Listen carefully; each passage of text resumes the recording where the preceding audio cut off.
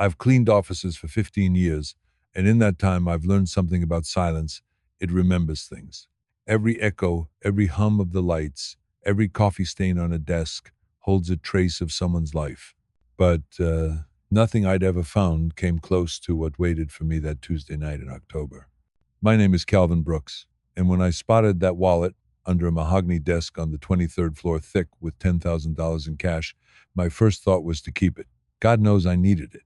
But my father's voice rose up from somewhere deep, steady, and certain, like it had lived in my bones all along. Do right, even when no one's watching. So I decided to return it. The address inside led me to 4782 Maple Grove Lane, a place I knew before I even finished reading it, my childhood home, the house I hadn't seen since I was 8 years old. By the time I knocked on that door, my heart was already racing, but nothing could have prepared me for who opened it. The man standing there looked just like me, 20 years older, same scar above the right eyebrow, same crooked nose, even the same tilt in his stance, weight resting on the left foot. His face turned white as plaster when he saw me, and his hand gripped the doorframe as if the world had tilted beneath him. His eyes filled with tears. He whispered my name like a prayer. Before I could ask how he knew me, he said the words that shattered everything I believed about my life. He was Clinton Brooks, my father's twin brother, the one my father said was dead. The wallet slipped from my hand and hit the porch with a sound that felt like a thunderclap in slow motion. Bills scattered between us like autumn leaves, and for the first time, I realized how heavy the truth could be.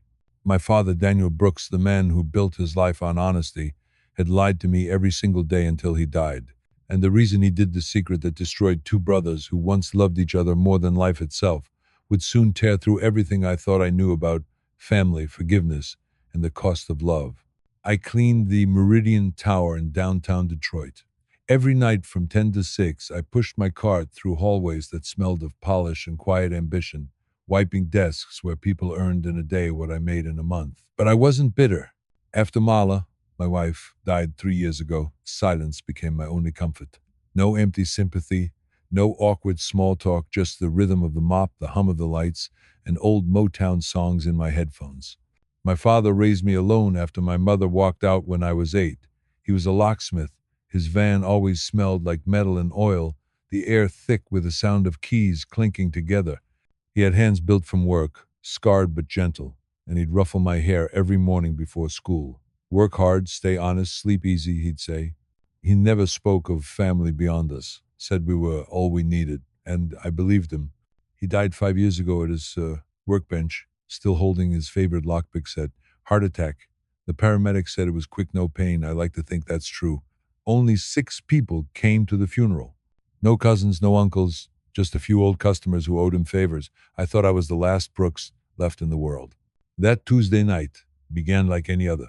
Dinner in the break room, cold spaghetti that tasted like cardboard while Jerry complained about his ex-wife and Marin passed around pictures of his new grandson. Then my supervisor, Vince, called in sick. Calvin, you gotta cover the executive floor tonight. Big boss coming in the morning. Make it spotless. That wasn't my floor, but I said yes anyway. Funny how fate hides inside the smallest choices.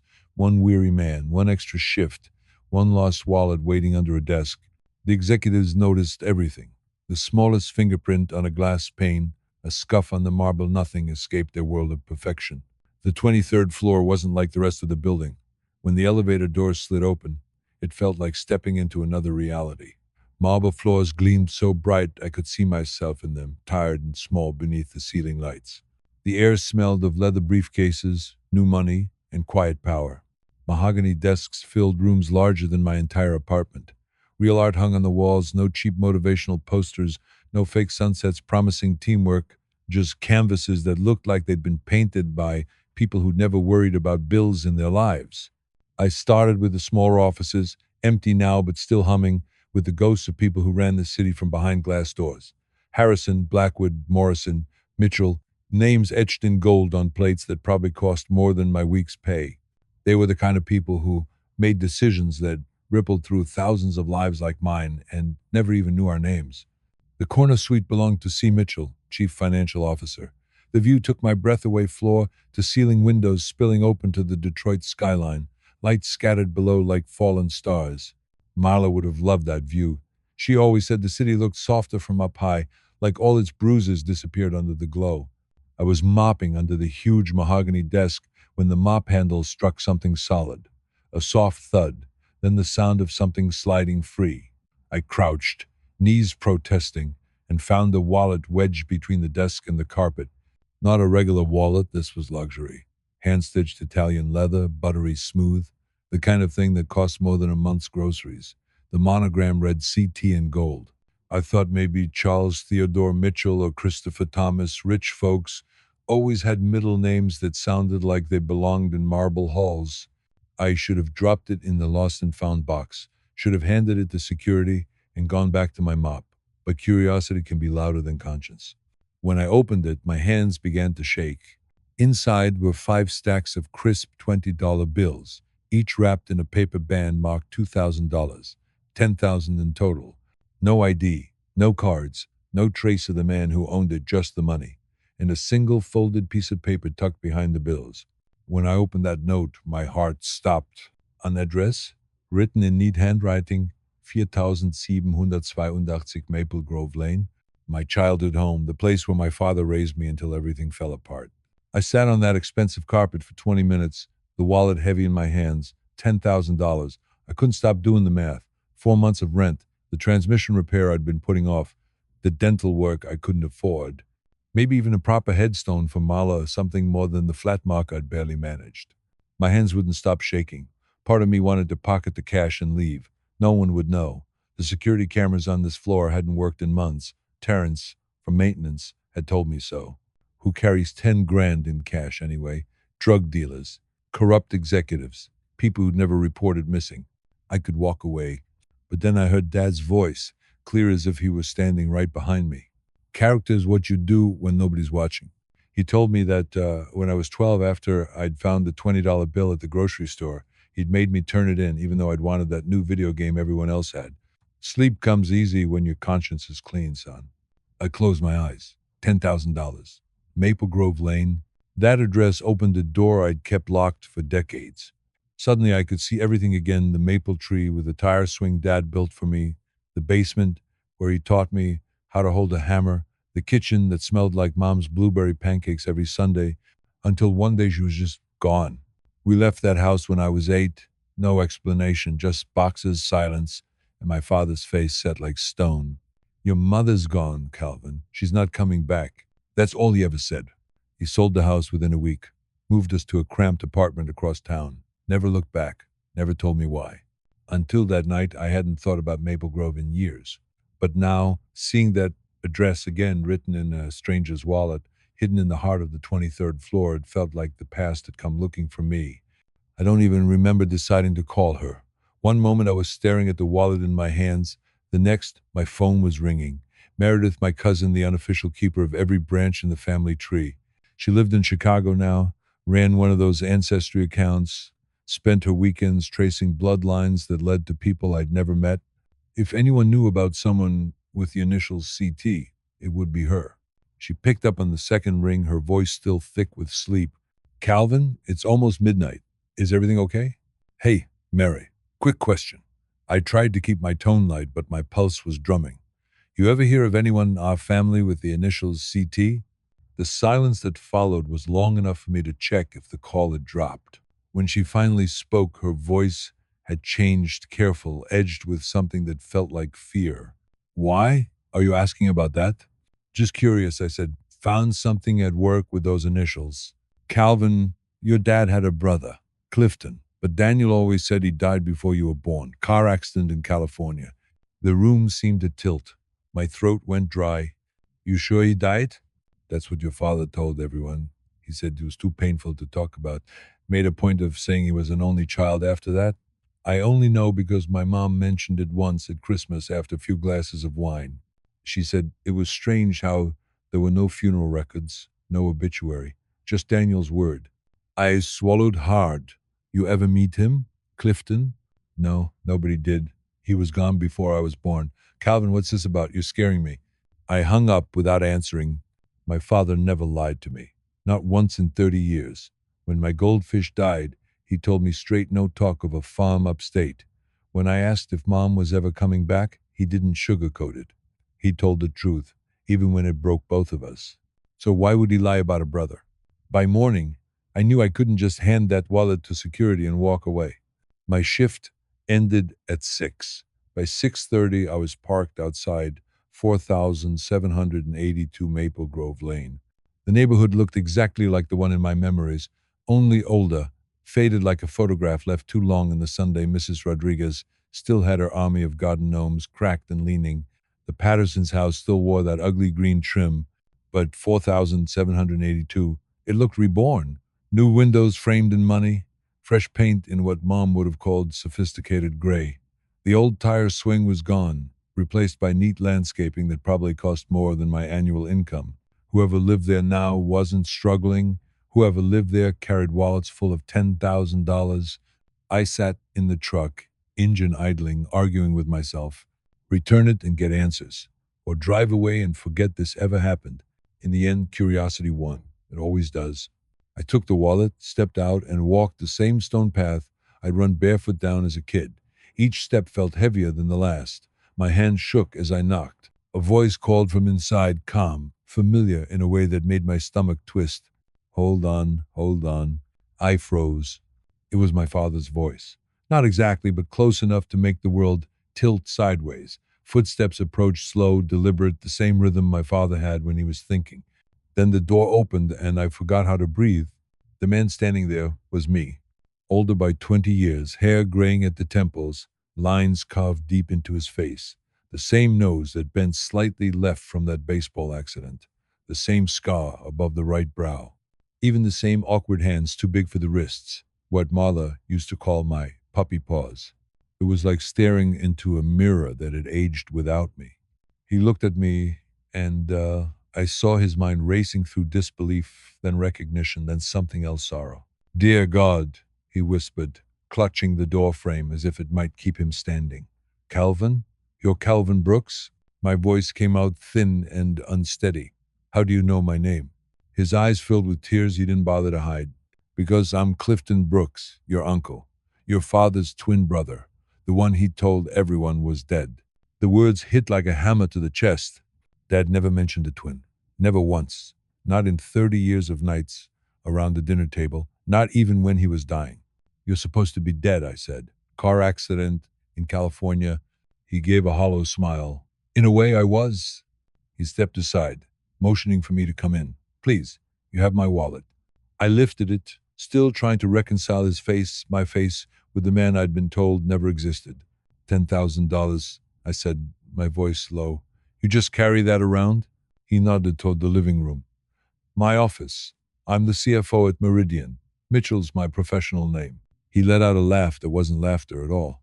Small world, huh? Daniel's boy cleaning my office. And just like that, everything I thought I knew about my father, about truth, about family began to unravel. The moment he said it, I felt something shift in the air, like fate had just pulled up a chair beside us. If that wasn't cosmic intervention, I didn't know what was. I followed Clifton into what used to be my childhood home, though nothing about it felt like mine anymore. The yellow walls Mom painted on summer weekends were gone, replaced by white so clean it hurt to look at. The carpet where I'd raced my toy cars was stripped away, replaced by polished wood that echoed when we walked. The warmth was gone, replaced by money and silence. The kitchen was the same shape, but everything inside it had been reborn granite counters where there used to be formica, a sleek, stainless fridge humming where our old yellow one once stood. This was the same room where Dad made dinosaur pancakes on Saturdays, where Mom tied my shoelaces and kissed my scraped knees. It was where our family lived and where it broke apart. Coffee? Clifton asked, already pulling two mugs from the cabinet like muscle memory. Answers, I said, sitting at a table that probably cost more than my truck. He poured anyway, his hands trembling slightly. I don't even know where to start, he said quietly. How much did Dennis tell you about me? Nothing, I said. You were dead. That's all I ever knew. And your mother? What did he say about why she left? Just that she was gone, that she wasn't coming back. I was 8 years old then. That was all he'd give me, just the empty space where a mother used to be. Clifton sat down across from me, his eyes unfocused, drifting somewhere years away. Your father and I were inseparable growing up. Irish twins, they called us, though we were identical. We did everything together. He went into locksmithing. I went into accounting. Best men at each other's weddings. Our wives were sisters. Did you know that? I froze halfway through, lifting my mug. What? Pauline and Patricia Morrison. Your mom and my wife. He smiled faintly, the kind of smile that remembers warmth it no longer feels. They were 2 years apart. We met them at the same party, married them a year apart, bought houses next door. It was perfect. The four of us, and our boys. Boys? I asked. You mean I had a cousin? He nodded, and for the first time, his face cracked open, pain flickering through like lightning behind clouds. Nathan? 3 months older than you. You two were inseparable, just like me and your dad. I shook my head slowly. I don't remember any cousin named Nathan. You were 7 when he died, Clifton said. Leukemia. We fought for a year, but we lost him right before his 8th birthday. That's when everything started to fall apart. Then why would Dad lie about that? Why say you were dead? Clifton stood, moving to the window that overlooked the backyard where I once swung from ropes and chased fireflies. Because of what I did after Nathan died. Because of how I betrayed him. Because he saved my life. And the price was that I had to stay dead. He turned back toward me, and the expression on his face gutted me. I'd seen it before on my father's face when I asked about Mom. Your father was the best man I ever knew, he said. And I destroyed everything he loved, trying to save myself from grief. Clifton opened a cabinet and pulled out a manila folder, setting it on the table like an offering. Inside were yellowed newspaper clippings. The headline read, Detroit Union Robbery Attempt Foiled. Suspect still at large. After Nathan died, he said, his voice empty and worn, I lost myself. Patricia tried to help, but I pushed her away. I drank, gambled what was left after the hospital bills, lost my job at the bank, lost our home. Patricia left, went to Oregon with her sister Rachel. Rachel? I asked. My mom's older sister? He nodded. Your mother stayed here. She tried to hold your family together while watching mine collapse. He looked at me, eyes burning with the weight of what came next. Dennis tried to help, gave me money, found me jobs, let me sleep on your couch when I had nowhere else to go. But I was drowning in anger. All I could think was, why did my boy die and his life? He slid a photo toward me. 2 boys in little baseball uniforms, arms around each other, grinning with missing teeth. That's you and Nathan, he said softly, 2 weeks before he got sick. I stared at the picture, and somewhere deep in my memory, a door opened, a boy sharing candy, a boy helped me build a fort in the backyard, then nothing but sadness, moving boxes, my father's silence, and now, after all these years, the truth standing right across from me. Clifton's voice dropped low, roughened by years of carrying something too heavy to confess. Your father had just gotten the Detroit Credit Union contract, he said. Biggest job of his career. He was installing a new security system, had the master keys, the codes, everything. For that 1 week, he could open every door in the building. A cold feeling settled in my gut. No, I said, he wouldn't. Clifton nodded slowly. He didn't, but I knew about the job. I knew what kind of access he had, and I was desperate enough to see it as an opportunity. I told myself if I could just get a little money, I could fix everything, get Patricia back, start over, maybe even have another kid. I begged Dennis to help. Just open the doors, I said. I'll do the rest. We'll split it. No one gets hurt. What did he say? Clifton's mouth twisted, pain and shame mingling in one bitter expression. He threw me out of your house, said I was dishonoring Nathan's memory, told me his son deserved better than a thief for an uncle, and he was right. But I didn't see it then. I just saw someone standing in the way of my next mistake. He looked smaller now, like the words were erasing him.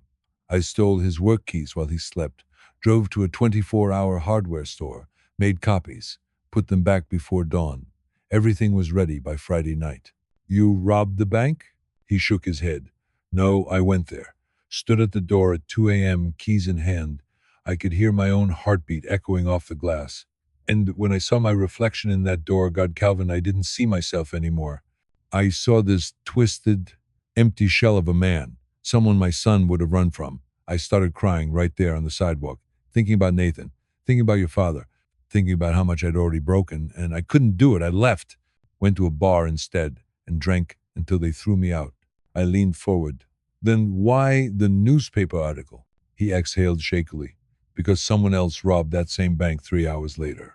Used the same doors, same timing, same plan. Cameras malfunctioned, of course. But the cops found my fingerprints on the handle. The bartender remembered me, but not exactly when I left. I was the perfect suspect, drunk, grieving with motive and means. They arrested you? They tried, he said. But Dennis got to me first. Told me to pack a bag. Gave me every dollar he had 5,000 cash. And told me to disappear. Said Clifton Thorne died in a car crash out west and whoever I became next had better be worth the lie. I felt my throat tighten. What about the police? He gave me an alibi. Said I'd been helping him at the shop that night. The cops grilled him for months, but he never changed his story. Never flinched. Even when they threatened to charge him as an accomplice, he paid for my freedom with his reputation. I swallowed hard. Who really robbed the bank? They never found out. The case went cold. But your father's name, his business never recovered. Clients walked away. People whispered. Your mother couldn't stand it. The shame. The police showing up at all hours. She left 8 months after I disappeared. My stomach turned. She left because of you. He nodded, eyes glistening. Because of what I did. Because Dennis knew she deserved better than the wreckage I'd made of his life. He sold this house to pay his lawyer. Moved you to that apartment. Started over. Just the two of you. Clifton stood and walked to a painting on the wall, an abstract swirl of blue and gray. He lifted it aside to reveal a safe. My pulse quickened as he spun the combination and began pulling out stacks of cash, neat and crisp, placing them one by one on the table until it looked like a monument to regret. 200,000, he said softly. I've been saving it for 30 years. Every bonus, every raise, every investment return. It was supposed to go to Dennis. I wanted to make things right, but he died before I found the courage. Heart attack, alone at his workbench. He looked at me with tears in his eyes. This is guilt money, no love money. Every dollar earned honest. Every dollar a prayer for forgiveness. It's yours now, your inheritance, what your father should have had. I stood, heart pounding, and dropped his wallet onto the pile of bills. Keep it, I said, all of it. Calvin, please. You don't understand. He reached into the safe again, pulling out a worn leather photo album. Look. The first picture was my high school graduation shot from the back of the auditorium. The next, my wedding to Janelle, taken from across a parking lot. Then Janelle's funeral. I was standing in the rain, everyone else gone. The photo had been taken from far away through the branches of a tree. Then came my father's burial. You were there, I whispered. At Dad's funeral. I've been at every one, Clifton said, voice breaking. Always in the back. Always in the shadows. Watching the life I gave up. Watching Dennis raise you to be the man I wasn't. Watching you become everything Nathan might have been. And then he crumbled, his whole body shaking as years of buried sorrow tore free. It wasn't just crying, it was the sound of a man unmaking himself. He was unraveling right there in the kitchen where our family once felt whole. The man who lived in a mansion, who held titles and respect, sat broken beneath the same ceiling where laughter used to live. I have everything, he whispered through trembling breath. Money, power, a reputation people envy. But I'd trade every bit of it for one more day with my brother. Just one more chance to tell him I'm sorry. To thank him for saving a life that didn't deserve saving. I stood there, staring at this stranger who shared my face, crying for the man who raised me, for the brother he betrayed, for the family one act of desperation had shattered. He forgave you, I said quietly. Clifton looked up, a flicker of desperate hope crossing his eyes. How can you possibly know that? Because he never told me the truth, I said. He could have made you the villain. He could have told me everything, why Mom left, why we lost everything. But he didn't. He protected you, even in silence. That's forgiveness. He shook his head, voice cracking. Or maybe it was shame. No, I said softly. Dad didn't do shame. He did love, even when it hurt, especially when it hurt. I made a decision then. Get your coat. What? We're going to see Dad. An hour later, we stood in front of Dennis Thorne's headstone at Woodlawn Cemetery. A simple gray marker. No grand words, just beloved father. Honest man. That was enough. That was everything. Clifton fell to his knees in the damp October grass, talking to the stone as if our father might still be listening. He apologized, confessed, gave thanks, cried all the words he'd swallowed for 30 years spilling into the cold air. I stood back, letting him empty his soul. He said something before he died. I murmured when Clifton finally fell quiet. I didn't understand it at the time. He told me, "Take care of your family, Calvin, even the ones you can't see." I thought he meant mom, but he meant you. Clifton comes over for dinner now every Sunday. We don't talk about the money he donated at all to the Leukemia Foundation in Nathan's name. Instead, we talk about Dad, about Nathan, about the years we lost and the time we still have. He offered me a real job at Meridian salary benefits, the kind of position that could have changed everything. I said no. I still clean the offices at night, pushing my cart through empty hallways under humming fluorescent lights. But now I understand what my father meant all those years ago. Honest work isn't about what you do, it's about how you do it. Sometimes Clifton joins me on my shifts, the CFO of a Fortune 500 company, mop in hand, scrubbing floors beside me at 2 a.m., laughing as he tells stories about him and Dad as kids sneaking out to fish the Detroit River at dawn. Last week I found another wallet. This time I didn't hesitate. I turned it in immediately to its grateful owner. Clifton was with me. He smiled. "Dennis would be proud," he said. He was proud, I told him, of both of us. If you're hearing this, remember, family isn't just blood. It's the choices we make, the secrets we keep to protect each other, the forgiveness we offer even when it hasn't been earned. Sometimes what looks like a curse ends up being a blessing in disguise. That wallet gave me back the family I thought was gone forever.